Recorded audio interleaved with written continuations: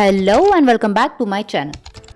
माझ्या मुलीला बरं नव्हतं म्हणून ती या शाळेला काही गेली नाही, पण शाळेत न जाता तिने आज हे काम. कोण आहे हे? तुझी डॉल आहे का? करून देत आहे तू तिला? झोपवत आहे? जुजू करून देत आहे तिला तू? वा छान. गाय गाय करून दाखव बरं तिला. गाय गाय करून दाखव. बढिया. तिचं हे पाहून मला माझे लहानपणीचे दिवस आठवले. आणि जेवण वगैरे झाल्यानंतर आम्ही आपल्या कामाला घेऊन बसलो पुन्हा.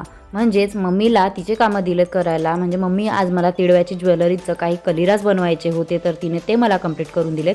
आणि आज मी एक नवीन काम हाती घेतलं. म्हणजे हे हल्दीचं सेट होतं, कस्टमाइज्ड होतं आणि हे होतं ग्लास बीड्सचं, जे आज मी फर्स्ट टाईम करत आहे. तर बघूया ते कसं टर्नआउट होते आणि त्याचं जे काही आहे फोटोज ते मी तुम्हाला दाखवेलच, व्हिडिओसुद्धा दाखवेल. बाकी आज दिवसभर मी दुसरं काहीच नाही केलं, नुसत्या या ज्वेलरीच्या कामाशिवाय. आणि सायंकाळला नेहमीप्रमाणे भाजीचा प्रश्न उभा झाला, तर मम्मीला म्हटलं काय बनवायचं, तर मम्मी बोलली अंडा. सो अंडा तर मी कधी असं खात नाही खूप जास्त, बट आज मम्मीने म्हटल्यानंतर हो इच्छा झाली थोडीशी.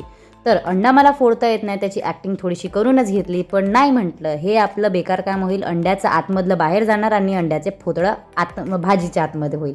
सो मम्मीला आवाज दिला, मम्मीने ते मला करून दिलं. मी माझ्यासाठी अंड्याची चटणी बनवली आणि मम्मी पप्पा स्वतःसाठी अंड्याची भाजी बनवली रश्श्याची. इकडे बघितलं तर ह्यांचं अभ्यासाचं काम सुरू होतं, जे मला माझ्यासाठी चांगलंच झालं. माझे पप्पा तिला हँडल करत आहेत आणि पुन्हा त्यानंतर मी माझ्या ज्वेलरीच्या कामासाठी भेटले. आणि माझ्या मुलीचं बघितलं तर ही इथे इंडिया इज माय कंट्री असं बोलत होती.